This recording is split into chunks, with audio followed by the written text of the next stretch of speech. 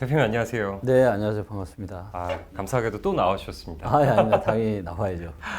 최근에 좀 어떻게 지내세요? 최근에 지금 거의 방송인처럼 지금 움직이고 있죠. 너무 바쁘시던데. 네, 또 연말 연초다 보니까 네. 또 다들 궁금해 하시는 분들이 많은 것 같고. 네. 그래서 저희도 2024년 새해 첫 게스트로 저희 대표님을 모셨는데요. 우선 요즘 이 질문부터 저희가 항상 드리고 있습니다. 네. 최근 수도권 시장 분위기 좀 어떻게 보시나요? 지금 유례를 찾아볼 수 없을 정도로 엄청난 폭락이 지금 이루어지고 있죠. 유례가 없는 폭락. 유례가 없죠. 너무 그러니까 실거래가가 공개된 이후로 이제 가장 큰 폭락세를 보이고 있기 때문에 네.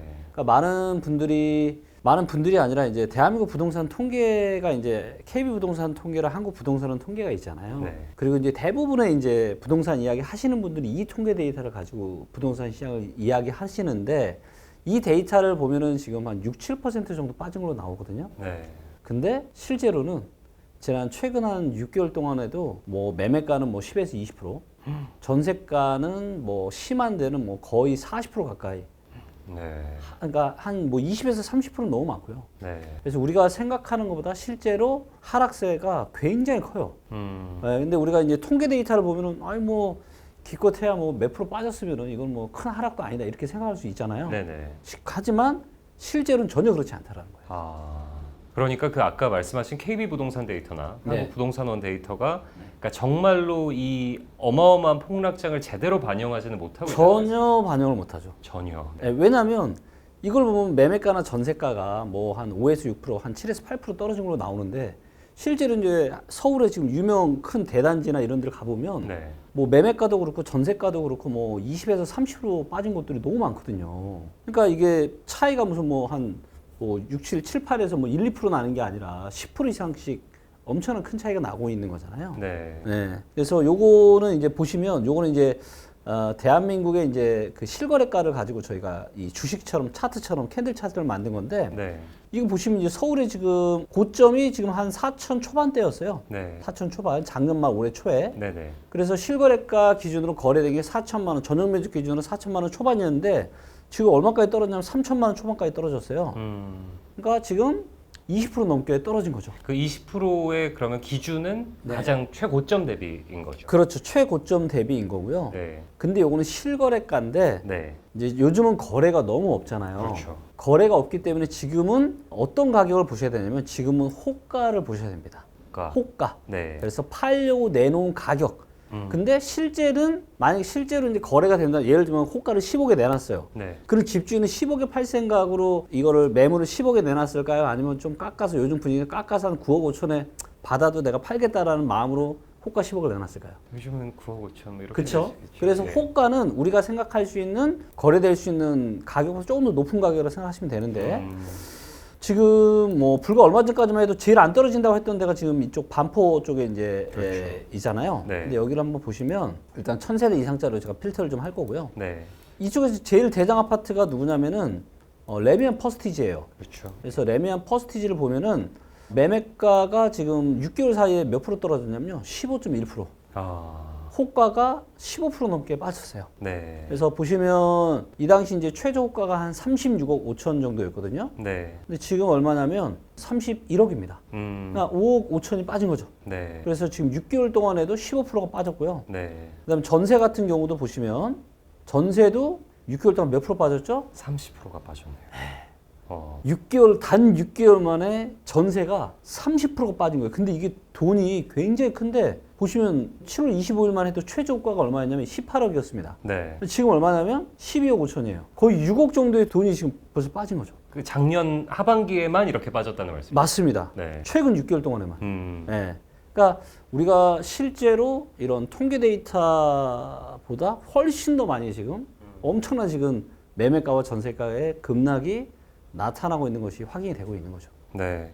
그 대표님께서 작년 저 여름에 출연해 주셨을 때 네. 아파트 시가총액이 46% 정도 고평가돼 있다 이렇게 말씀을 해주셨습니다. 네, 맞아요. 당시에도 이제 대표님께서는 40% 이상 떨어질 수 있다 네. 이렇게 말씀해 주셨는데 네. 그럼 지금 상황은 네. 그거에 근접하게 가고 있는 건가요? 그렇죠. 지금 이제 보시면 여기 이제 분석에 들어가서 통화량 대비 아파트 시가총액 데이터가 여기에 있거든요. 네. 그래서 이걸 보시면 지금 이제 좀 떨어졌죠. 보시는 것처럼 비율이 어때요? 고점 찍고 지금 떨어지고 있죠. 네. 그래서 지금 얼마까지 떨어졌냐면 10월 달 기준으로 138%. 네. 지금 이제 좀 더 떨어졌으니까 아마 뭐 한 135 정도까지 아마 내려왔을 겁니다. 네. 예, 그럼에도 불구하고 여전히 통화량보다 몇 프로 지금 고평가되어 있죠? 35%. 네. 근데 이제 통화량은 계속 늘어날 거잖아요, 앞으로. 네. 그러면 지금보다 통화량보다 좀 저평가되려면 30%, 최소한 30% 정도는 좀 더 떨어져야 네. 아마도 통화량보다 더 밑으로 내려오지 않을까 그렇게 생각합니다. 근데 통화량보다 이번 하락장은 밑으로 분명히 내려갔다가 다시 올라갈 거라고 대표님. 그럼요. 예, 저는 당연히 그렇게 봅니다. 네. 우리가 금융위기 이후에도 통화량보다 밑으로 떨어졌고, 네. 자 이걸 보시면 이제 확실하게 이제 보이시죠. 네. 그래서 이 파란색 선이 통화량이고, 네. 이 빨간색 선이 아파트 시가총액인데, 보시는 건 아파트 시가총액 꺾이면서 내려오고 있고 통화량 올라가고 있죠. 네. 네, 그래서 얘가 또 다시 이 밑으로. 그래서 보시는 것처럼 2004년, 5년에도 이제 통화량보다 시가총액 밑에 있었고요. 그 다음에 이제 2000한 13년 중순부터 14년, 한 15년 초반까지도 네. 통화량보다 작았어요. 네. 그러니까 지금 대표님께서는 항상 이제 유례 없는 코로나 시기에 거품이 있었다 그렇죠. 말씀하셨는데 그 거품이 네. 저기서 138이라는 숫자로 지금 나타나고 그렇죠. 이게 어디까지 갔었냐면 147까지 갔어요. 그러니까 이게 정확하게 넘는 시점이 언제였냐면 이게 직전 고점이 금융위기 때가 122%였거든요. 네. 그러니까 통화량보다 한 20% 정도 더 넘게 고평가되면 이제 거의 올 만큼 온 거예요. 그래서 이게 언제쯤 다 올 만큼 왔냐? 원래라면은 2020년 3월 달에 거의 올 만큼 온 거죠. 네. 그래서 여기서 올라봐야 그렇게 크게 오르진 않았을 거예요.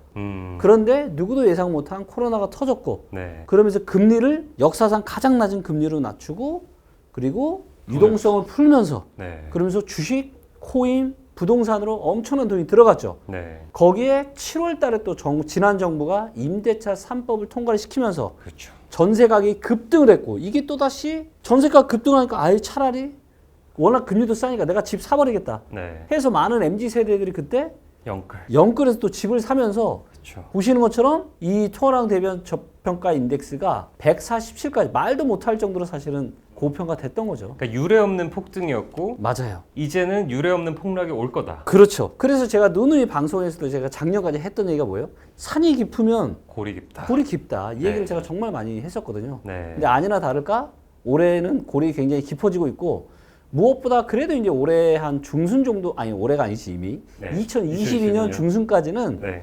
그래도 하락폭이 아주 크진 않았어요. 음. 네, 그때만 해도 뭐 상승한다 말들도 네, 여전히 상승한다는 얘기도 정말 많았고. 그렇죠. 예. 근데 이제 7월, 8월 지나고 나서부터 10월, 11월, 12월 마지막 4분기는요. 네. 거의 뭐 완전 이거는 폭락세였습니다. 폭락세. 엄청난 폭락세. 근데 그 폭락세 4, 4분기의 폭락세가 올해 상반기까지는 계속 이어질 거. 계속 이어지죠. 네. 자, 그런데 뭐 조금 이따 아마도 질문을 하시겠지만 네. 그러다 보니까 사상 유례를 찾아볼 수 없을 정도로 엄청난 폭락이 이루어지다 보니까 저는 정말 놀랐거든요.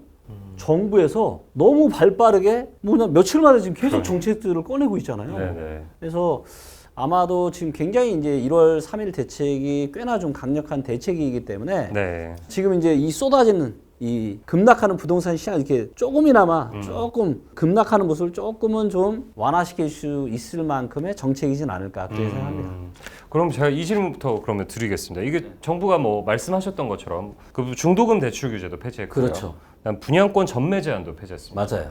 이거 뭐 정말 초강수 완화책이다 뭐 네. 이런 얘기가 나오는데 네. 대표님은 그래서 좀 어떻게 보십니까? 아, 네. 굉장히 초강력 이제 규제 완화 정책이라고 볼 수가 있죠. 네.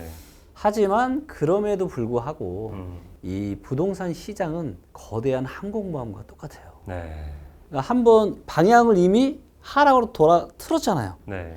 그렇기 때문에 이런 부양 정책을 펼친다고 해도 얘가 다시 그럼 돌아서 대세상으로 다시 또 갈 거냐? 그거는 택도 없다. 네. 예, 왜냐하면 이미 코로나 때 이것도 데이터를 제가 한번 보여드릴게요. 자, 이 데이터는 뭐냐면요. 대한민국 전국의 아파트 거래 대금 데이터예요. 자, 실거래가가 이제 2006년부터 공개가 됐는데요. 보시면 이게 하나가 이제 월이에요, 월. 네. 근데 보시면 2019년 11월 달부터 2020년 12월 달까지 그리고 가장 많은 거래 대금이 터진 게 2020년 6월 달입니다. 네. 이 한 1년 조금 넘는 기간 동안에 역사상 최대의 거래금이 터졌습니다. 네. 그 이야기는 무슨 얘기죠? 살만한 사람은 영끌해서 그냥 다 사버린 거예요. 들어갔다. 왜? 금리가 너무 낮으니까 아유 오케이 뭐 대출 좀 해봐야 이자 부담이 너무 낮으니까 네. 아 지금이라도 내가 안 사면 영원히 못 살 것 같은 그런 공포에 휩싸여서 그냥 대한민국에서 가장 큰 부동산 손바뀜이 일어난 겁니다. 자 그러면 2030 세대가 영끌까지 해서 대한민국 부동산 역사상 물론 실거래가 공개된 이후로 그전 데이터는 없기 때문에 아마 근데 이런 거래 대금은 없었겠죠. 네. 예전에 아파트도 쌌으니까 가장 큰 이런 거래 대금이 터졌다는 건 뭐예요? 더 이상 살 수 있는 사람이 있다 없다? 없다. 없다. 네. 그런데 문제는 뭐냐면 안 그래도 여력이 있는 사람이 그러니까 집을 더 이상 살 만한 사람은 이미 코로나 버블 때 다 샀어요. 네. 그러면 이제 살 수 있는 여력이 있는 사람이 얼마 없겠죠. 자, 이분들의 이제 호주머니 사정을 봐야 되는데 호주머니 사정은 크게 두 개로 나눌 수가 있습니다. 네. 하나는 가지고 있는 자산이 있을 거고요. 두 번에는 월급이 있을 겁니다. 그렇죠. 예. 자, 그럼 우리가 가지고 있는 자산 보통 뭐 주식, 부동산, 코인 뭐 이 정도가 있겠죠. 크게. 네네. 자, 이거 전부 다 어떻게 됐죠? 지금 박살났죠. 다 박살났죠. 네. 그러면 가지고 있는 자산이 쪼그라들었죠. 네. 자, 그리고 근데 급여는 어때요? 그러면 적죠. 급여는 뭐 근데 내가 나가는 지출은 내가 쓰는 생활비와 그 다음에 대출 이자가 있을 겁니다. 네. 자, 생활비 어떻게 됐죠? 말도 못하게 지금 올랐잖아요. 네네. 거기다가 대출 이자는 코로나 시대보다 이미 2배 이상 올라갔죠. 네. 자, 그러면 그러니까 우리가 돈이 있어야 부동산을 살 거잖아요. 자, 그러면 이 부동산을 살 수 있는 여력이 있을까요? 없을까요?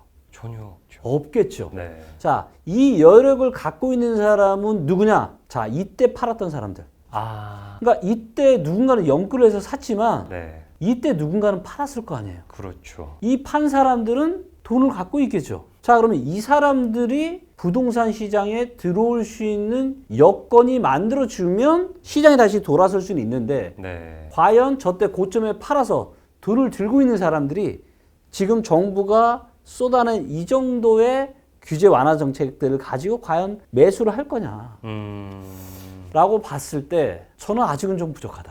아, 그러면 이번 완화책이 좀 부족한 면이 있다는 말씀이신 건가요? 그렇죠. 왜냐하면 이제 이런 패턴들은 과거에도 유사하게 진행이 돼 왔었습니다. 그러니까 네네. 부동산 시장이 안 좋으면은 항상 이런 정책들이 나왔어요. 네. 근데 이거는 뭐예요? 절대로 대세를 돌릴 수 없다. 이런 거랑 똑같은 거죠. 우리가 부동산 시장이 올라가면은 규제 정책을 시작하잖아요. 그렇죠. 근데 규제를 때리면 꺾어질 줄 아는데 잠깐 주춤하다가 다시 올라가죠. 네. 이거를 몇 년 동안 반복을 해요? 4, 5년을 반복을 하는 겁니다. 네. 자, 반대로 부동산 시장이 하락을 시작을 합니다. 네. 그럼 이제 뭘 해요? 부동산 완화 정책들을 합니다. 규제를 철폐하고 완화 정책을 해요. 근데 금방 좋아져요? 안 좋아집니다. 네. 자, 만약에 단기적으로는 좋아질 수 있는 가능성이 있는 게 뭐냐면 금리를 급속도로 낮추고 그 다음에 시중 유동성을 풀어요. 네. 만약에 그러면 단기 바닥 찍고 단기 상승이 나올 수 있어요. 네. 근데 지금은 그런 상황이에요? 아니에요? 그럴 수 없죠. 그럴 수 없죠. 오히려 금리를 지금 더 올린다 그러잖아요. 네, 네. 예, 어제 미 연준에서도 또 이야기 했잖아요. 네. 그죠? 금리나 기대하지 마라. 택도 없다. 이 이야기를 다시 한번 확인시켜 줬잖아요. 네. 그렇기 때문에 이 정도의 정책 가지고는 그냥 잠깐 떨어지는 이 속도를 조금 완만하게 이제 만들어 주실 정도밖에 안 되는 거지. 이걸 다시 터닝해서 상승으로 돌아간다? 이거는 진짜 택도 없습니다. 근데 또 이제 원희룡 장관 하는 말 들어보면 네. 아직 부동산 가격 너무 비싸다 이런 메시지도 맞아요. 들어오죠. 너무 비쌉니다. 무슨 뜻일까요? 완화책은 내면서 네. 여전히 비싸다. 이거는 어떻게 해석해야 그렇죠. 할까요? 그러니까 여전히 내려갈 수밖에 없지만 네. 근데 이게 너무 심하게 내려가면 지금과 같은 속도로 내려가면은 대한민국 경제에 미치는 파장이 너무 크기 때문에 조금이나마 이제 어떻게 보면 이제 저는 그렇게 생각하고 정부의 역할은 뭐냐면 네.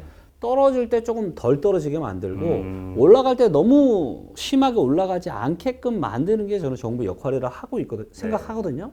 그렇다면 지금은 부동산 시장이 지금 유례를 찾아볼 수 없을 정도로 급락의 모습을 보이고 있기 때문에 정부에서는 당연히 이거를 떨어지는 속도를 좀 완화시키기 위해서 이런 정책들을 펼쳐내는 게 저는 맞다라고 보고 있고요. 네. 자, 이제 이 고평가된 이 부분은 아마도 이제 대부분은 이제 이 소득 대비한 저평가를 많이 볼 텐데요. 네. 이걸 이제 보시면 여기 이제 보시면 소득 대비한 저평가 데이터가 다 있거든요. 전체로 해서 지난 한 20년 동안의 이제 소득 대비한 저평가 인덱스를 보게 되면 네. 지난 이제 2007년 8년의 고점이 한 18 조금 넘었습니다. 네. 네, 요 정도 됐고 최근의 고점이 한 27. 엄청나죠. 네. 근데 14, 15년의 저점이 얼마였냐면 12.7, 13이 안 돼요. 자, 지금 좀 떨어졌죠? 떨어져서 얼마냐면 25쯤 되나요? 떨어져서 25 정도 됩니다. 네. 근데 저점이 얼마야? 13. 만약에 지난 저점까지 떨어진다면 지금부터도 한참 가야 됩니다. 한참 더 떨어져야죠. 물론 이제 소득은 조금씩이나마 올라갈 거니까. 네. 근데 이것만 놓고 봐도 뭐예요? 아직도 좀 떨어지긴 했지만 여전히 너무 비싸다. 그러니까 여러분들이 지금 굉장히 많이 떨어졌다고 생각할 수 있는데 이거는 뭐냐면 2020년이나 21년에 폭등했던 거 있죠. 네. 이건 머릿속에 지우셔야 돼요. 원래는 없었어야 돼요. 이런 일이. 코로나가 안 터졌으면 이런 일이 없었다니까요. 네. 그런 거품이 생길 수가 없었어요. 그래서 그거는 20년, 21년 가격은 사실 말도 안 되는 가격이고요. 그래서 이제 19년 말 20년 초 가격부터 그때부터 거품 빠져서 떨어진다고 생각하면 되고 이제 그 정도 가격 온 겁니다. 지금. 코로나 이후에 오른 분은 당연히 떨어지는 거고. 네, 그거는 그냥 당연히 떨어지는 거 말도 안 되는 거품이었기 때문에. 네. 네. 그러니까 적어도 19년도 말 그때를 기준점으로 해서 그거보다 더 떨어진다는 말씀. 그렇죠. 20년 한 초중반. 그래서 그때부터 떨어져야 되고 저는 아마도 한 17년에서 18년 정도까지 가격이 떨어져야 좀 제 기준에서는 그 정도는 떨어져야 메리트 있는 가격이 아닌가 그렇게 생각합니다. 그러면 이게 하락장이라고 해서 이제 막 기회가 왔다라고 생각해야 될 때는 그 정도 가격까지는 좀 그렇죠. 기다려봐야겠네요. 그 정도 가격까지는 좀 기다리시는 게 좋지 않을까 싶습니다. 알겠습니다. 그 대표님 지난번에 출연해 주셨을 때 이 부동산 가격 흐름은 이 금리만 놓고 보면 안 되고 네. 이게 뭐 주택 구매력 지수 데이터로 봐야 된다 이렇게 그렇죠. 말씀해 주셨어요. 맞아요. 이거 좀 다시 한번. 주택 구매력 지수 데이터가 뭐냐면요. 네. 주택 구매력 지수 데이터는 주택 담보대출 금리, 사람들의 소득, 그다음 주택 가격이 들어가 있어요. 그래서 부동산 시장에서 우리가 의사결정을 할 때 중요한 모든 게 다 들어가 있는 데이터입니다. 너무너무 중요한 데이터예요. 그래서 내가 대출을 끌어다가 현재 내 소득이 있을 거잖아요. 내가 대출을 끌어다가 내가 이자를 갚을 거 아니에요? 이 이자를 갚는 게 내 소득 대비해서 얼마나 비싼지 안 비싼지를 보여주는 데이터입니다. 얘가 높을 때, 그러니까 부담이 없을 때 집을 사면은 최고의 기회에 사시는 거예요. 그래서 서울의 데이터인데 이 주택 구매력 지수 데이터를 보시면 가장 높았을 때가 2015년 3월달 1분기 71.7로 이때가 대출 끌어다가 서울의 집을 사기 가장 부담이 없었을 때입니다. 그리고 이때 샀으면 어때요? 너무 좋았죠. 그래서 보시면 얘가 이제 좋음이 있고 유의가 있는데 초록색 이상 들어왔을 때, 그러니까 서울 이게 지역마다 점수가 다 다르거든요. 그래서 이제 서울 같은 경우는 한 60 정도 이상 되면 좋음이에요. 그래서 이게 언제부터 좋았냐면은 2013년 3월부터 2016년 한 가을까지 이때까지는 뭐다? 내가 대출 끌어다 서울에 집을 사는 게 역사적으로 부담이 없었다는 얘기예요. 그리고 이때 샀으면 그냥 무릎 밑에서 산 거였죠. 그렇죠. 그렇죠. 네. 무릎이 아니라 한 정강 밑이었죠. 자, 그리고 이제 가장 안 좋았을 때가 이제 지난 과거에 2008년 3월 달. 요때가 한 40 정도 됐었는데 36 정도 됐네요. 보시는 것처럼 이제 이때가 이제 좀 부담스러웠죠. 왜? 집값이 너무 비싸니까 대출 끌어다가 집 사는 게 부담스러운 거죠. 그래서 우리가 사람을 볼 때도 뭐 성격 데이터, 능력 데이터, 뭐 인간성 데이터 여러 가지를 같이 봐야 되듯이 부동산도 금리 하나만 봐서는 안 되고 소득만 봐서도 안 되고 집값만 봐서도 안 돼요. 이게 다 들어간 주택 구매력 지수 데이터라고 하는 너무 좋은 데이터가 있기 때문에 난 복잡해. 우리 대표님 하는 얘기 난 데이터도 잘 모르겠고 그냥 저는 딱 하나 그냥 너무 쉬운 거 하나만 알려주세요 라고 저한테 얘기하신다면 제가 자신 있게 추천할 데이터가 뭐냐? 요게 바로 주택 구매력 지수 데이터. 그래서 대한민국 모든 시도 17개 시도에 대한 주택 구매력 지수 데이터가 다 있으니까 여러분들 우리 구독자분들이 사시는 지역의 이 주택 구매력 지수 데이터를 보시면서 의사결정하시면 될 것 같고요. 지금 서울은 어때요? 역사상 가장 안 좋죠. 네. 즉 지금 내가 대출을 끌어다가 서울에 집을 사는 게 가장 부담스럽다. 근데 이런 시기에 집을 분양을 받고 집을 산다? 너무 부담스러울 때 사는 건데 각자 알아서 잘 판단하시기 바랍니다. 적어도 지금은 이제 뭐 약간 바닥을 찍고 살짝 올라오는 것처럼 보이기도 하는데 어쨌든 이게 완전히 V자로 다시 올라온 이후에야 고민을 해야겠네요. 한참 멀었죠. 한참 멀었습니다. 이게 최소한 한 중간 한 50점, 서울 기준으로 50점이라도 돼야죠. 그렇죠. 그냥 50점이면은 내 집 마련이니까 그러면 한 허리 정도 되는 거거든요. 그러면 뭐 허리니까 어차피 내가 살아야 될 집도 필요하고 하니까 그래 그냥 살게. 그 정도는 저도 충분히 이해할 수 있어요. 네네. 허리 정도니까. 근데 지금은 뭐예요? 지금은 어깨 이상이잖아요. 아니 지금 좀 떨어졌지만 여전히 어깨 이상이에요. 물론 이제 이 데이터는 조금 느립니다. 이거는 분기 데이터고 조금 반영이 되는 게 조금 느려요. 네. 하지만 그걸 감안했다 해서 조금 더 좋아졌다라고 해도 제가 보기에는 아직 평균까지 못 왔을 겁니다. 그렇기 때문에 조금은 좀 더 인내하시고 왜냐하면 부동산이라는 건요. 불과 얼마 전까지만 하더라도 우리가 최고의 안전자산인 줄 알았죠. 자, 지금 와서 보니까 어때요? 부동산은요, 내 집 마련을 잘못하잖아요. 인생에서 가장 큰 위험자산, 인생을 송두리째 다 사가버려요. 지금 뭐 집값은 떨어지고 이자 부담은 2배 이상 늘어나고 지금 영끌에서 20년, 21년에 지금 집 사신 분들은 아마 지금 말도 못할 고통을 겪고 계실 거고 네. 내가 한 10년 이상 내가 모아놓은 순자산이 싹 다 날아갔을 겁니다. 지금 너무 위험한 거예요. 그렇기 때문에 우리가 과학적인, 객관적인 데이터에 근거해서 우리가 한 최소한 허리 정도에는 사야 되는 거죠. 기왕이면 뭐 무릎 밑에 사는 게 제일 좋고요. 그러면 대표님 이거 과거의 흐름을 봤을 때 네. 그러면 이번엔 허리가 언제쯤 올까요? 요거는 이제 지역마다 좀 다르긴 한데 허리요? 네. 무릎 밑에가 아니라 허리. 적어도 허리.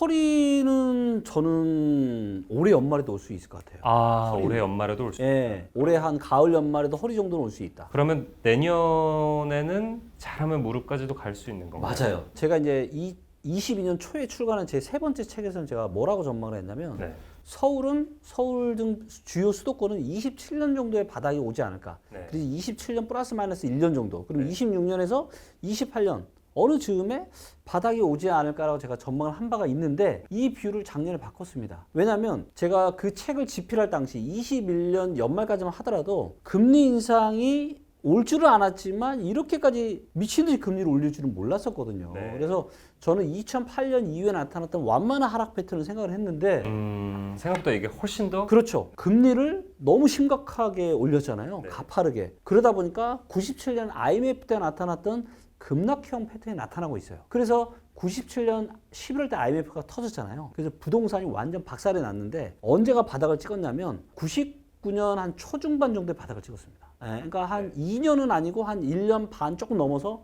바닥을 찍었던 거죠. 그러면 우리가 본격적인 하락세가 나타나기 시작한 게 이제 22년 중순 정도부터니까 네. 그럼 여기서 한 1년 반이면은 한 24년 초. 그렇죠. 24년 초나 24년 중순 정도가 되는 거죠. 네. 근데 IMF 때보다는 조금 지금의 상황이 어쩌면 저는 좀 더 심각하다고 보고 있기 때문에 서울을 비롯한 주요 수도권의 바닥은 아마도 빠르면 24년 연말, 그러니까 가을 연말 정도, 네. 그리고 조금 늦으면 한 25년 정도. 네. 그래서 아마도 한 25년 정도는 되어야 어느 정도의 이런, 그러니까 25년이 저는 한 14년이나 15년 정도 되는 시기랑 비슷할 거라고 봐요. 그렇군요.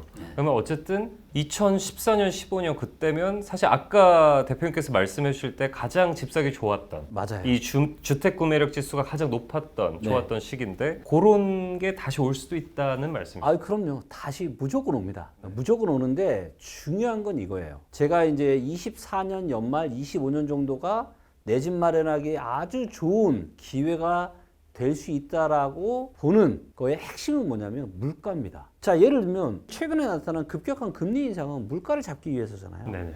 근데 만약에 물가가 안 잡히면 지금 연준에서도 뭐 지금 한 5% 중반대 정도까지는 지금 그러니까 1% 정도 더 금리 인상 할 수 있다 이렇게 얘기를 했잖아요. 근데 만약에 그 정도 금리 인상을 해도 만에 하나 혹시라도 안 잡히면 제가 전제하는 거는 지금 물가도 이제 잘 잡히고 그래서 조금 이제 금리도 좀 안정이 되고 이런 상황을 가정하에 제가 24년 가을 연말 25년 정도를 얘기한 건데 만에 하나 혹시라도 이제 일부 전문가들이 이렇게 이야기하는 대로 인플레이션 쉽게 진정이 안 되고 그래서 금리가 우리가 예상하는 수준보다 더 높은 뭐 예를 들면 미국의 기준권 6% 이상으로도 올라갈 수 있다고 이야기하는 연준 의원도 있잖아요. 네네. 소수지만. 근데 혹시라도 그분들 의견대로 된다라면 이 시기는 아마도 저는 좀 더 바닥 시기는 좀 더 늦어질 거예요. 그렇기 때문에 우리가 현재에 알 수 있는 데이터로 가늠을 하지만 미래에는 어떤 일이 생길지 알 수가 없어요. 그렇죠. 그렇기 때문에 이제 이 바뀌는 데이터들을 계속 보면서 저희가 이제 추적 관찰을 하면서 그런 타이밍을 재야 될 것 같아요. 그렇군요. 역시 뭐 이번 뭐 이런 말도 안 되는 금리 인상 사이클이 사실 연준 미국 사실 한국의 물가 상승률보다 지금 미국 물가 상승률이 너무 크기 때문에 그렇죠. 연준이 너무 과하게 올리면서 하는 또 따라가는 느낌이 있는데 이것도 역시 또 연준에 달려 있는 모양이죠. 네, 맞습니다. 알겠습니다.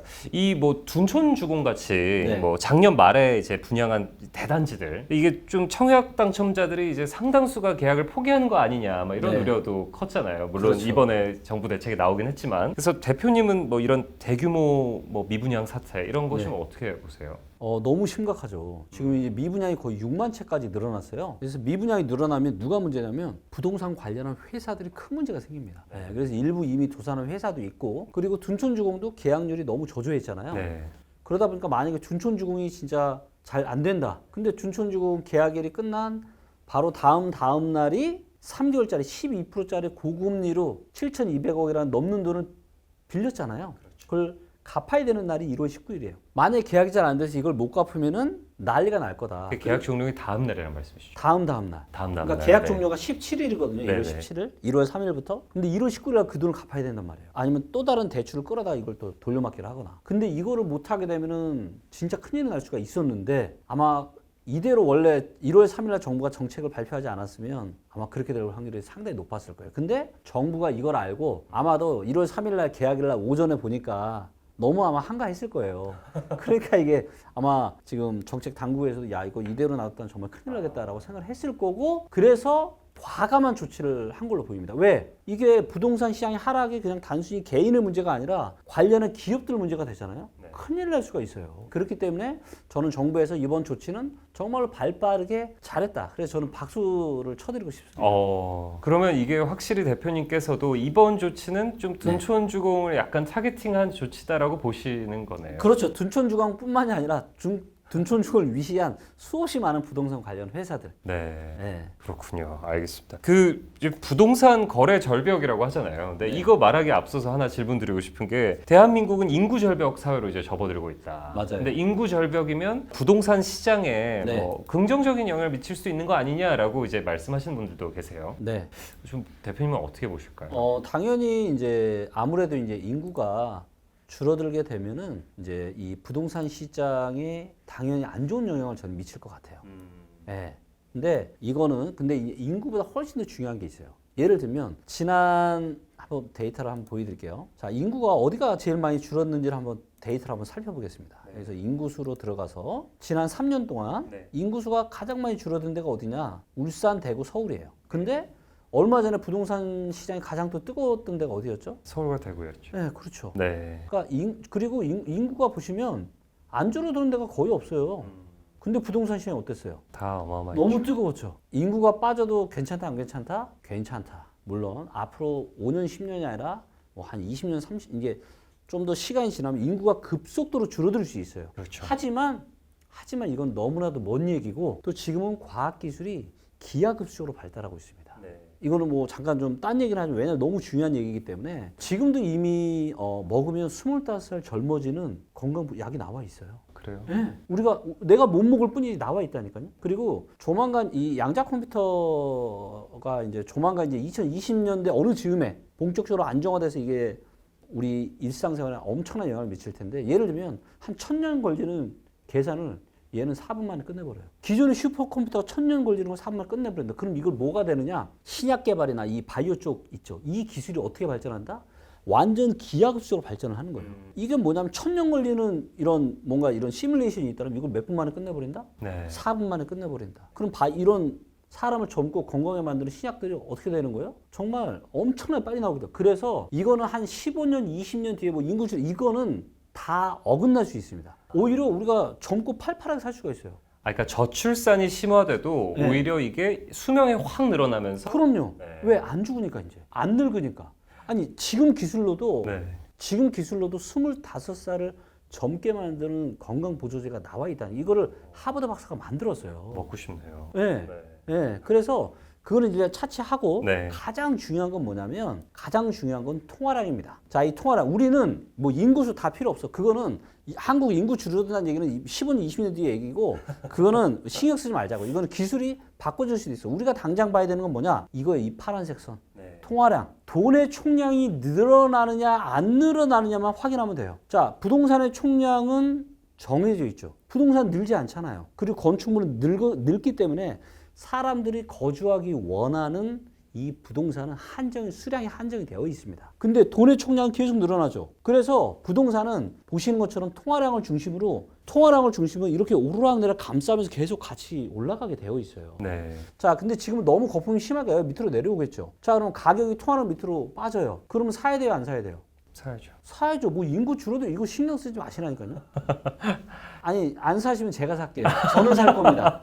네, 저는 그때 영끌 할 거예요. 네. 네, 왜? 너무 좋은 시기이기 때문에. 그래서 뭐 일본처럼 된다, 인구 줄어든다, 앞으로 부동산은 안 돼. 그런 분들이 많아질 것 같은데 정말로 현명한 우리 구독자 분이시라면 그런 얘기에 너무 현혹되지 마시고 객관적인 데이터를 보시라는 거죠. 그러면 그 일본처럼 된다라는 거는 일본은 부동산이 확 폭락을 했기 때문에 다들 그래 비교를 하는 거잖아요. 네. 그럼 일본하고 한국하고의 차이는 어떻게 되나요? 차이는 일단 일본은 이 거품의 정도가 이 정도가 아니었어요. 그 당시에 일본은 이제 프라자 합의 이후로 온갖 이제 주식, 부동산 이제 모든 자산에 엄청난 거품이 꼈고 얼마나 심했냐면은 그리고 이거였어요. 뭐냐면 100억짜리를 부동산을 사는데 대출 얼마 해주는지 알아요?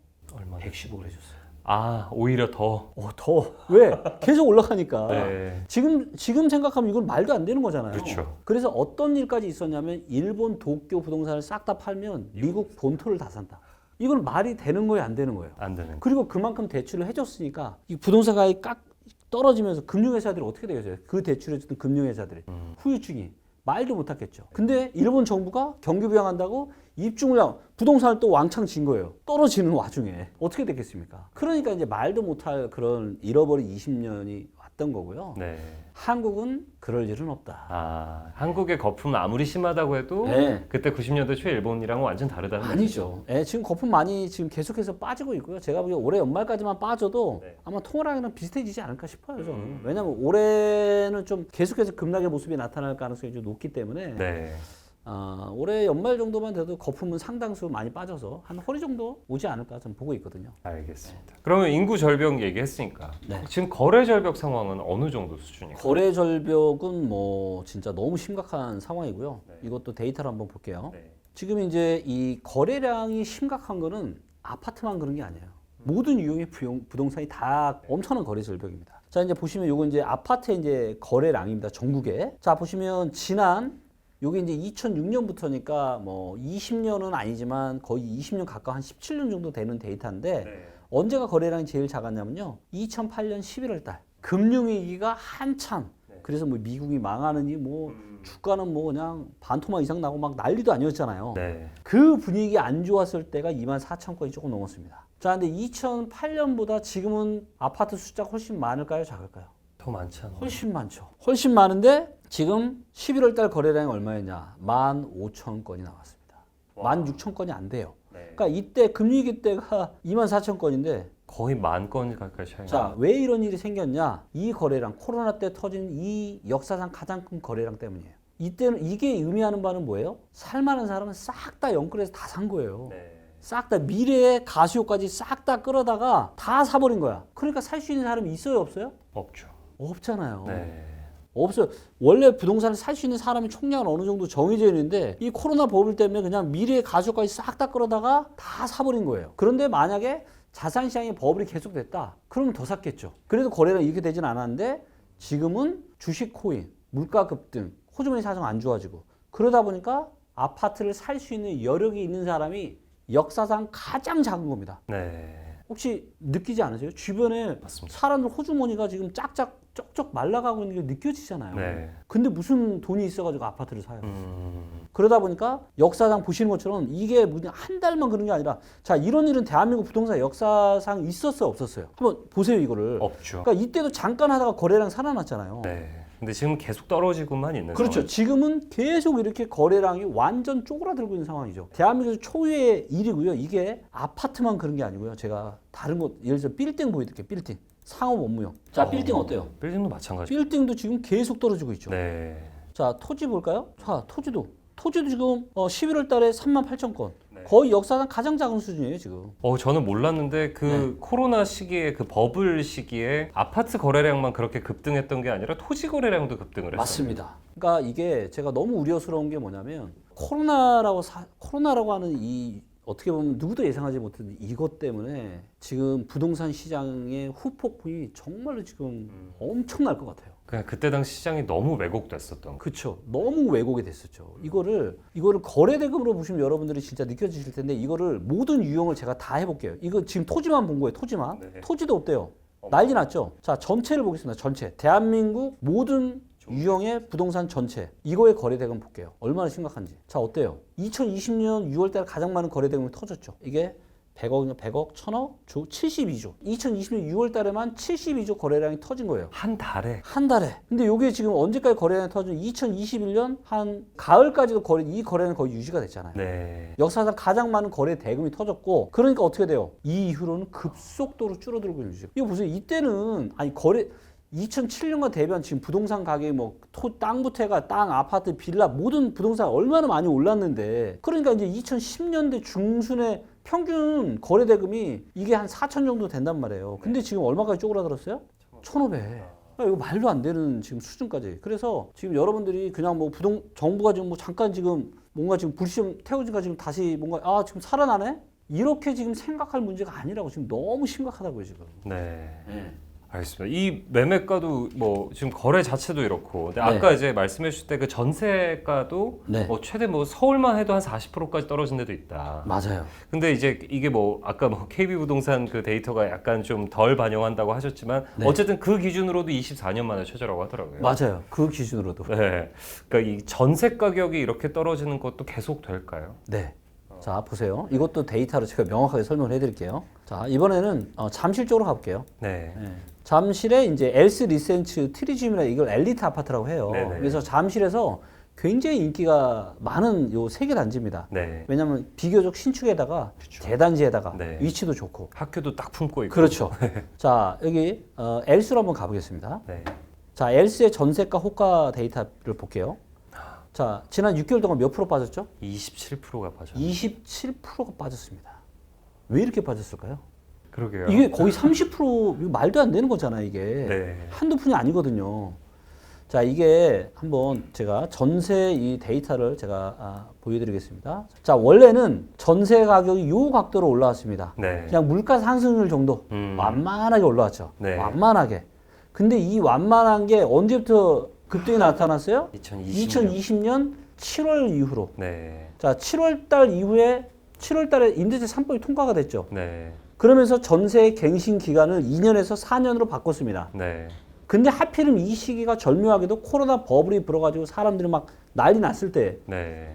그러다 보니까 2년치가 아니라 4년치가 아니라 뭐 한 10년치를 한꺼번에 올려버린 거죠. 네. 그래서 이때만 해도 전세가 몇 억이었어요. 10억이 좀 안 됐죠, 원래. 네. 10억이 안 됐단 말이에요, 지금. 네. 근데 몇 억까지 올랐어요? 13억. 네. 가장 크게는 뭐 한 13억 6천까지. 네. 자, 그러면 이때 계약하신 분들은 네. 13억대 계약하신 분들이 한 1년이 넘어요, 이때가. 네. 1년이 넘습니다. 네. 12억대 이상도 많아요. 네. 자, 근데 지금 최저가가 얼마예요? 8억이에요. 8억. 네. 자, 그러면 자, 언제까지 12억이었냐면 2022년 8월. 불과 몇 개월 전까지도 이 엘스의 지금 33평 최저 호가가 실제 거래된 게 12억이었다고요. 네. 자, 근데 지금 최저가가 얼마? 8억. 8억. 그럼 집주인은 얼마 내줘야 돼요? 지금의 이 전세 가격이 만약에 네. 2022년 8월 달에 거래가 됐으면 2년 뒤면은 24년 8월이잖아요. 네. 24년 8월에 지금부터 전세가 하나도 또 안 떨어져. 음. 그럼 8억이야. 집주인이 얼마 내줘야 돼요? 4억 내줘야 됩니다. 네. 자, 이 엘스 물론 이제 좀 그래도 조금 여유 있는 분들이 사시지만 네. 현찰로 지금과 같은 시기에 4억 들고 있다? 그거는 쉽지 않죠. 있어요, 없어요? 없죠. 자, 그러면 지금의 코로나와 이 임대차 3법이 겹쳐가지고 전세가 급등한 게 말도 못할 정도로 전세가에도 거품이 낀 거 이해되시죠? 네. 근데 이거의 후폭풍이 이제 뭐다? 이제 시작이 됐다. 아. 집주인들이 자, 엘스만 해도 뭐 엄청 비싼 아파트는 아니잖아요. 네. 4억, 5억을 지금 내줘야 되는데 네. 이걸 반포 쪽으로 가보잖아요. 반포? 이게 굉장히 상황이 보통 심각한 게 아닙니다. 자, 이 레미안 퍼스티지로 가볼게요. 네.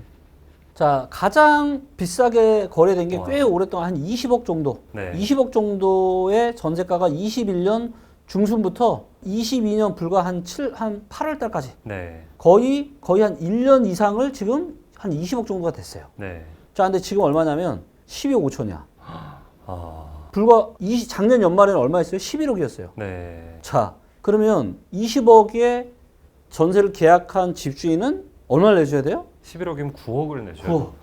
지금 8억, 9억을 네. 내줘야 됩니다. 네.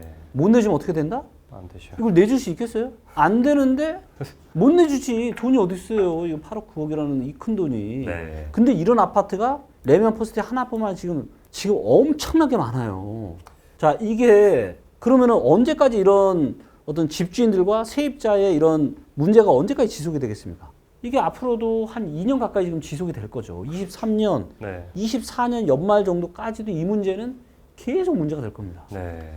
그리고 이게 아마도 이제 사회적으로 굉장히 좀 저는 좀 심각한 문제가 되죠. 이게 그러니까 사실 세입자 입장에서는 집주인도 내주고 싶겠죠. 네. 근데 집주인도 이런 상황이 올지 몰랐죠. 당연히 몰랐죠. 네. 세입자도 당연히 몰랐을 거고. 근데 세입자 입장에서는 내가 이 8억, 9억, 뭐 잠실 같은 경우는 4억, 5억 이 돈을 내가 못 받으면 나는 또 대출이 있을 거 아닙니까 또. 그렇죠. 이게 완전 물려 있는 상황들이고. 그러면 그 코로나 시기 특히 그 2020년 중순부터 해가지고 그때 아주 높은 가격에 전세에 들어가셨던 분들이 네. 전세가 끝나는 시점이 굉장히 위험한 시기인 거예요. 그렇죠. 네. 어떻게 해야 되나요? 글쎄요, 저도 이건 뭐 답이 없잖아요. 그렇죠. 네. 네. 뭐 내 집을 팔아서 주든가, 그렇죠? 그렇죠. 아니 방법이 없잖아요. 네. 네. 그러면 전세 가격이 이런 속도로 떨어지고 있는 것도 네. 매매가와 마찬가지로 계속 갈 거라는 마찬가지로 계속 당분간은 이어질 가능성이 높다고 봐요. 네. 저 그리고 요즘 조금 신기했던 게 네. 이게 한동안 이게 뭐 금리가 너무 오르면서 월세 선호 현상이 굉장히 강해졌잖아요. 네.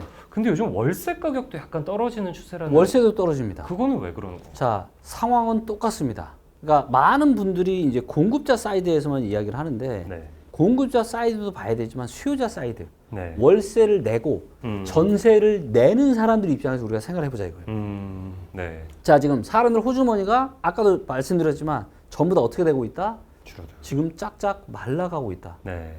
네, 돈이 없어요, 호주머니에. 돈이 없어. 지금 갖고 있는 자산도 다 떨어지고 있잖아요. 네. 올라가는 자산이 지금 거의 없잖아요. 지금 수익 내시는 분들이 누가 있어요, 지금? 주식, 코인, 부동산으로 수익 내는 사람 누가 있냐고요? 아무도 없잖아. 네. 갖고 있는 자산도 떨어져. 지금 월급에서 나가는 대출이나 지금 바깥 뭐 생활비로 나가는 돈도 계속 많아져. 갈수록 내 호주머니 사정 안 좋은 거예요. 네. 그러니까 월세를 낼 수 있는 돈이 있어요, 없어요? 없죠. 없죠. 그래서 월세도 보시면 네. 여기 보면 월세 데이터도 있거든요. 월세. 네. 자, 월세 호가를 한번 보겠습니다. 저희가 이거를 전월세 환산율을 다 계산을 해가지고 하나의 값으로 저희가 만든 거예요. 아, 네. 근데 지금 레미안 퍼스테이지도 월세도 최근 6개월 동안 몇 프로 떨어졌어요? 27.6%가 어마어마하네요. 그만큼 지금 뭐다? 이때 월세가 얼마냐면 이때가 600만 원이었어요. 7월 달에, 작년 7월 달에. 네. 근데 지금 얼마냐면 얼마까지 떨어지냐면 440만 원. 와. 그리고 이제 최근에 이게 그나마 한 10월 달까지도 잘 버텼어요. 네. 근데 11월 달, 10월 한 말부터 보시는 것처럼 급속도로 지금 최저가가 좀 뚝뚝 떨어지잖아. 아, 그 정말 최근 얘기인 거네요, 그러니까. 완전 최근 얘기죠. 네. 네. 그래서 이게 떨어지는 속도가 처음에는 매매든 전세든 월세든 이렇게 떨어지다가 물론 이제 이미 안 팔렸어요. 네. 근데 2020년 7월 달까지만 하더라도 많은 전문가들이 뭐라 그랬어요? 지금 서울 입주물량 없고, 그래서 뭐 온다? 2022년 8월 달에 전세대랑 온다. 그러면 또다시 전세가 올라가니까 또다시 매매가를 밀어올릴 거다. 네. 그런 얘기 많이 자, 하시죠. 전문가의 90% 이상이 90%가 뭐 한 95%가 다 그랬잖아요. 네. 그러니까 집을 갖고 있는 입장에서 에이, 조금 이러다 다시 올라가겠지 하니까 호가도 안 낮추고 가격도 조금씩밖에 안 떨어졌어. 이미 팔기는 어려웠지만. 네. 근데 8월 달 딱 지나 보니까 어떻게 됐어요? 뭐야 이거? 이거 전세대란이 뭐야 지금? 매매 전세 다 난리 나게 생겼네? 네. 그러니까 부랴부랴 어떻게 돼요? 사람들 마음이 다급해지는 거죠. 한 달 한 달 지날수록. 아, 그러니까 이제 보시는 것처럼. 이렇게. 예. 그러면서 우리들 호주머니 사정은 갈수록 안 좋아지고. 네. 그래서 지금 대한민국 역사상 유례를 찾아볼 수 없을 정도로 매매, 전세, 월세가 다 떨어지고 있습니다. 그렇죠. 원래는 같이 떨어지지 않고 특히 전세와 월세 같은 경우는 반비례로 가지 않나요? 맞아요. 근데 지금은 같이 떨어진다. 이게 왜 그랬냐면 이것도 코로나 때문이에요. 네. 그러니까 코로나 때문에 월세도 엄청나게 많이 올랐습니다. 아, 그러니까 이게 보시면 월세도 한번 볼까요? 네. 보시면 아, 이게 이제 월세도 제가 계산해 놓은 건데 네네. 이것도 이렇게 어, 예, 코로나 이후에 월세가 급등을 하죠. 네. 예, 실제로 잠실의 모 아파트 단지 제가 월세를 계산을 해봤는데 60% 이상 올랐습니다. 코로나 터지기 전이랑 터지고 나서 한 1년 지나니까 월세가 60% 이게 말이 돼요? 전세도 근데 엄청나게 급등을 했어요. 그래서 매매가뿐만이 아니라 전세, 월세 전부 다 코로나 전보다 너무 많이 올라갔어요. 네. 근데 그때만 해도 자산시장도 좋아. 주식으로 돈 벌어, 코인으로 돈 벌어, 부동산 계속 올라, 월세 오르고 전세 올랐는데 금리도 낮으니까 오케이, 내가 페이할게, 지불할게 네. 하고 살았단 말이에요. 근데 이 모든 게 한순간에 완전 뒤바뀌어 버린 거죠. 네. 그러면서 엄청나게 껴있던 매매, 전세, 월세의 이 거품이 다 빠지고 있는 대한민국 지금 초유의 일이 일어나고 있는 거예요. 네. 네. 알겠습니다. 이 조금 얘기를 바꿔서 그 이번에 그 규제 대상 지역에서 해제를 할 때 네. 강남 3구하고 네, 용산구를 같이 놔뒀더라고요. 맞아요. 이거 정부가 이게 용산 개발의 의지를 드러낸 거 아니냐 뭐 이런 분석도 아, 나오는데 그렇죠. 대표님 좀 어떻게 아, 네, 저도 그렇게 보고 있습니다. 네. 네, 그리고 이제 용산 당연히 개발해야죠. 아 그렇죠. 네, 굉장히 좋은 또 부지기 때문에 네. 저는 개발하는 게 맞다라고 보고 있고. 네. 그리고 이제 좀 이런 게 있는 것 같아요. 우리가 지금 워낙 지금 상황이 심각하니까 네. 강력하게 풀어주지만 네. 그렇다고 우리가 뭔가 또다시 이거를 막 그러진 않을 거라는 뭔가 이제 마지막 좀 자존심 비슷한 거? 그런 거 있잖아요. 네, 네. 네. 네. 내가 부양 쪽으로는 완전히 터닝한 거 아니야라는 뭔가 그런 마지막 보루 같은 느낌으로 남겨두지 않았을까 네. 그렇게 생각합니다. 그 용산구가 근데 이제 뭐 예를 들어서 지금 어쨌든 뭐 현 정부도 용산 공원 개발 같은 경우는 뭐 예전에 했던 그 방향을 그대로 가는 걸로 가고 있고 네. 사실 용산구는 뭐 이촌동이나 한남동처럼 뭐 전통적인 부촌도 있지만 또 아닌 곳도 굉장히 많잖아요. 네. 용산구의 뭐 미래는 좀 그러면 어떻게 될까요? 용산구의 미래는 저는 상당히 좋게 보고 있습니다. 네, 특히나 이제 지금 거기 부지가 여기예요. 네네. 여기. 예, 그래서 용산역이고요. 네. 굉장히 여기 좋은 곳입니다. 음. 네, 굉장히 좋은 곳이고요. 그리고 이제 이거는 좀 강남 사시는 분들이 좀 싫어할 수 있는데, 네. 제가 이제 그 부동산에 영향을 미치는 데이터 중에서 불과 얼마 전까지만 하더라도 큰 비중을 차지하진 않았지만 앞으로 해가 지나면 지날수록 앞으로 3년, 5년, 10년 시간이 지나면 지날수록 아주 중요하게 사람들이 생각할 데이터가 혹시 뭘 것 같으세요? 글쎄요. 아직까지는 그렇게 신경 안 쓰는데 시간이 지나면 지날수록 이 데이터를 굉장히 신경을 많이 쓸 겁니다. 그게 뭐냐면 침수 데이터예요. 네. 혹시 기억나시는지 모르겠지만 최근에 뭐 이제 올해 이제 이 강남역이 완전 물바다가 됐잖아요. 네. 그리고 굉장히 많은 분들이 또 네, 그렇죠. 불의의 사고를 또 당하시기도 하고 네. 이런 일이 일어날 거라고 우리가 상상도 못했잖아요. 그렇죠. 그렇죠.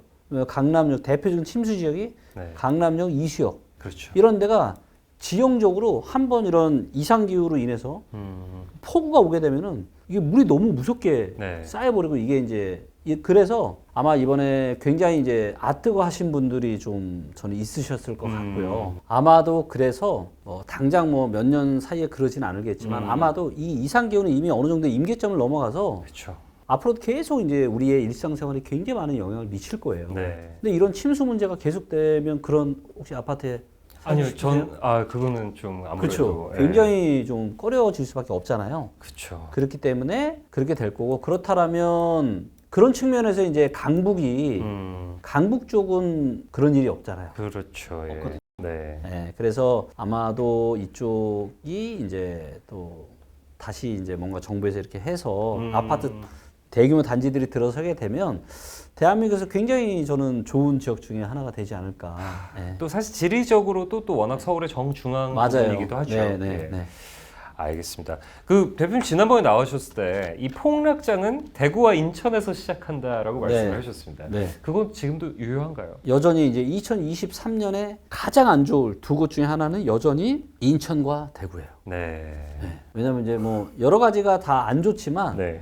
이제 입주 물량이 너무 많기 때문에 그러니까 지금 대한민국에서 입주 포탄인 지역이 딱 두 개거든요. 그래서 네. 인천을 한번 보시면 인천 수치가 확 들어가면 다르네요. 예. 공급을 한번 들어가 보겠습니다. 공급에 들어가면 이제 입주 물량이 보이거든요. 네. 이걸 지난 10년으로 놓고 보면 아. 요게 작년이었거든요. 네. 22년. 네. 요게 올해예요. 어. 올해, 내년, 네. 내후년 계속 이게 보세요. 14, 15, 16 이때는 평균 한 15,000세대? 네. 입주물 별로 안 많았잖아요. 네. 근데 22년부터 시작이 된 거예요. 4만 채가. 네. 근데 지금도 지금 인천에 무슨 뭐 전세가가 지금 2억 밑으로 떨어졌다는 등 지금 난리잖아요.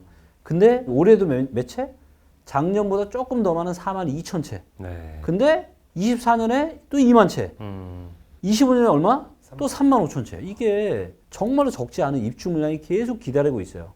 그래서 그래서 이제 제가 인천이나 대구는 무조건 탈출해야 된다고 제가 작년 초에 이제 노래를 불렀죠. 네. 자, 그 다음 대구를 한번 보겠습니다. 대구도 이제 공급이 보시면, 요게 이제 작년이었어요. 네. 그래서 22년에 물론 대구가 좀 떨어지긴 했지만 그렇게 또 엄청난 폭락까지는 아니었거든요. 자, 대구는 올해가 진짜 가장 큰 폭락장이 될 거예요. 아. 자, 이제 보시면 이걸 이제 한 10년으로 보겠습니다. 자, 이게 이제 지금 보시는 거 딱 봐도 역대급이죠. 네. 올해 3만 4천 세대. 근데 올해만 역대급이면은 모르는데 내년 후년으로 내후년, 네. 25년까지 입주 물량이 계속 들어옵니다. 네. 어떻게 될까요? 그 사실 지금도 이미 그 17개 시도 중에서도 인천과 대구가 되게 하락률이 높게 나타나는데 네. 이게 뭐 인천 같은 경우는 사실 뭐 워낙 컸지만 그렇죠. 대구는 올해가 더 심할 거다. 올해가 훨씬 심하죠. 네. 그냥 이것만 딱 봐도 그냥 숨이 그냥 턱 막히지 않으세요? 근데 아까 제가 언뜻 봤는데 수치로는 대전도 굉장히 하락률이 큰데 대전 대전이요? 같은 경우는 네. 어떨까요? 대전은 이제 세종이랑 좀 같이 보셔야 되는데 네. 대전 같은 경우는 이제 보시면 올해까지는 그나마 올해는 10년으로 보시면 올해는 좀 확 작은데 떨어지네요. 내후년에 또 어. 들어오고 이게 당연히 세종에도 영향을 좀 미칠 겁니다. 네. 그리고 세종을 좀 보시면 세종은 공급이 거의 없어요. 근데 대표님 세종의 미래는 그래도 굉장히 좋게 보지 않으세요? 네, 세종 왜냐하면 세종 가장 거품이 먼저 빠지기 시작한 데가 세종이에요. 네. 네. 그렇기 때문에 세종은 뭐 올해까지도 아마 그렇게 좋지는 않을 거예요. 여전히. 네. 하지만 이제 언젠가부터는 또 다시 힘을 내서 저는 올라갈 수 있는 여력이 있다라고 보고 있습니다. 그러면 대전 같은 경우는 이게 뭐 내년 내후년부터는 공급 물량이 많아지긴 하지만 많아져요. 세종이랑 엮어서 봐야 되기 때문에 그렇게 인천 보면 대구보다 좀 맞아요. 인천 대구보다는 훨씬 그래도 괜찮죠. 양호하죠. 그런 게 또 있군요. 네. 알겠습니다. 최근에 뭐 사실 뭐 아까 둔촌주공 그거랑도 연관이 있지만 청약에 대한 관심이 갑자기 확 줄어드는 느낌입니다. 이 대표님 청약 어떻게 해야 되는 건가요? 청약은 지금 뭐 청약 경쟁률만 봐도 우리가 알잖아요. 네네. 자, 이제 2022년 1월 달부터 11월 달까지의 서울의 이제 평균 청약 경쟁률이 얼마였냐면 26.4대 1이었어요. 26.4대 1. 네. 연초에는 뭐 100대 1 넘는 것들도 그렇죠. 많았었고요. 네. 근데 11월 달까지는 26.4대 1이었는데 12월 달에 둔촌주공이 2순위까지 받았는데도 6대 1이 안 됐죠. 그렇죠. 네. 그만큼 이제는 사람들이 청약을 안 하는 거죠. 네. 그리고 중요한 건 뭐냐면 청약을 하고 나서 입주가 문제인데 대부분은 입주할 때 잔금을 어떻게 치르죠? 이제 물론 이전까지만 해도 워낙 이제 했으면 돈이 많이 됐으니까 네. 내가 갖고 있는 돈에 세입자 들여다가 네. 이렇게 하는 경우들이 많았거든요. 그렇죠. 근데 작년 같은 경우도 지금 강남에도 지금 입주를 못 했잖아요. 네. 왜냐하면 전세 가격이 이렇게 뚝뚝 떨어지니까 맞출 수가 없는 거예요, 돈을. 네. 그래서 이런 일들이 계속 발생을 하고 있고 부동산에 대한 안 좋은 이런 흐름이 계속 지속이 되기 때문에 사람들의 청약에 대한 관심은 갈수록 아마 줄어들 수밖에 없을 겁니다. 네. 근데 이거는 지금이 하락장이어서 그런 거지 또 만약 장이 반등하면 그럼요. 네. 그러니까 당분간에 네, 당분간의 문제죠. 네, 그러면, 청약은 언제라도 관심 두셔야 됩니다. 그러면 청약 통장을 없앤다든가 하는 그런 거는 절대로 하면 안 돼요. 하시면 안 되죠. 네. 그 마지막으로 이 질문을 꼭 드리고 싶은데 올해가 유례 없는 폭락장이라고 하셨는데 네. 올해 유난히 좀 이렇게 눈여겨봐야 할 위험 신호도 따로 있을까요? 위험 신호요. 네. 위험 신호는 이제 제일 중요한 건 이제 물가가 잡히냐. 그래서 금리가 어떻게 될 거냐. 네. 저는 이게 가장 중요한 올해의 포인트라고 봐요. 네. 그리고 이와 더불어서 경기 침체가 올 거냐 안 올 거냐. 그러니까 지금 뭐 주식도 많이 내리고 코인도 많이 내리고 부동산도 많이 내렸지만 우리가 무슨 위기라고 부르지 않잖아요. 그렇죠. 네. 아직 위기라고 부르지 않고 있어요. 네. 근데 지금 많은 분들이 지금 미국의 경기 침체가 올 거다라고 네. 이야기하고 있고 미국의 경기 침체 오면 한국도 당연히 경기 침체 오겠죠. 그렇죠. 지금 한국의 지금 무역 데이터, 경기 선행 지수, 수출 데이터를 보면 어때요? 엉망이잖아요. 그렇죠. 그리고 개인이나 기업이나 돈을 못 구해서 호주머니가 지금 쩍쩍 말라가고 있고 기업도 많이 가고 있잖아요. 네. 어제도 지금 나왔는데 그 위니아라고 그 회사가 네. 꽤 큰 회사인데 직원들 급여를 지금 3개월째 못 오고 있답니다. 진짜요? 네. 상당히 뭔가 지금 주변에서 돌아가는 상황들이 이거 뭔가 심각한데? 예, 그렇죠. 이렇게 되고 있고 이게 좀 더 심해지면 아마도 위기라고 우리가 부를 수 있는 그런 상황이 지난 금융위기 이후에 가장 확률이 높은 게 23년이다. 그래서 혹시라도 그런 일까지 발생을 하게 된다라면 네. 혹시 그런 일이 발생을 하게 되면 네. 없었으면 좋겠지만 네. 근데 우리는 모든 경우의 수에 다 대비를 해야 되기 때문에 네. 만약에 그런 일이 발생을 하게 되면 주식 어떻게 되겠어요? 난리 나겠죠. 여기도 바닥으로 여기보다 훨씬 더 떨어지겠죠. 네. 부동산 어떻게 되겠어요? 더 떨어지죠. 훨씬 더 안 좋아지겠죠. 그리고 기업들도 도산한 기업들이 나타나게 될 거고. 네. 예. 그래서 이제 경기 침체가 터질 거냐 안 터질 거냐. 그 다음에 지금 금리를 올려서 물가가 잡힐 거냐. 물가가 안 잡히면 금리를 더 올릴 수도 있다는 얘기거든요. 그렇죠. 네. 그래서 금리를 더 올리면 경기 침체 가능성이 더 높아지는 거고. 그래서 이 금리 인상과 이 경기 침체가 터질 거냐 아니 이게 저는 2023년에 우리가 주목해서 봐야 될 가장 중요한 두 가지 핵심 포인트가 아닐까 생각합니다. 그러니까 가장 큰 위험 신호가 위기의 여부인 거네요. 굉장히 역설적인데. 그렇죠. 네. 네. 알겠습니다. 그래도 어쨌든 대표님 그 후년 이후에 네. 지금과 같은 속도로 모든 상황이 이루어진다는 가정하에 내후년 이후에 기회는 반드시 찾아올 수 있다. 그럼 기회는 무조건 온다. 그리고 만약 혹시라도 경기 침체가 오게 되면 네. 기회는 더 빨리 올 수도 있어요. 기회는 더 왜냐하면 그만큼 거품이 더 빠르게 빠질 거기 때문에. 네. 근데 여러분들이 좀 이거는 명심을 하셨으면 좋겠어요. 뭐냐면 저도 이제 2008년에 제가 개인적으로 굉장히 힘든 시기였거든요. 네. 왜냐면 내가 열심히 해서 내가 일을 잘하고 있는데 갑자기 미국 서브프라임 사태가 터지면서 이게 저한테까지 영향을 오는 거예요. 네. 아마 지금 많은 분들도 아니 내가 열심히 지금 잘 살고 있는데 하필은 미국이 지금 급격한 금리 인상을 해서 지금 우리가 이렇게 된 거잖아요. 네. 근데 이런 일은 생겨요 안 생겨요? 계속 생기죠. 계속 생기죠. 네. 그래서 제가 그때 결심을 했습니다. 2008년 금리위기를 너무 힘든 시기를 겪고 제가 2009년에 결단을 내렸습니다. 내가 두 번 다시는 휘둘리는 삶은 내가 살지 않겠다. 내가 열심히 사는 게 중요한 게 아니라 나를 둘러싸고 있는 환경의 변화가 어떻게 되는지를 내가 제대로 포인트를 잘 짚는 게 네. 너무 중요하구나라는 걸 제가 너무 깨달았고 네. 그래서 지금 우리 구독자분들은 뭐 하셔야 되냐 계속 지금 이런 영상들 보시면서 공부하시고 혹시라도 나중에 이런 위기가 올 때 그때는 그 위기를 여러분들의 기회로 만드시는 거 네. 그게 저는 정말 중요하다고 생각합니다. 정말 좋은 말씀입니다. 대표님 또 나와주실 거죠? 알겠습니다. 오늘 대표님 모시고 정말 많은 얘기 나눠봤는데요. 다음에 또 한번 꼭 모시고 말씀 나눠보겠습니다. 네. 네, 나오셔서 너무 감사합니다. 네, 고맙습니다.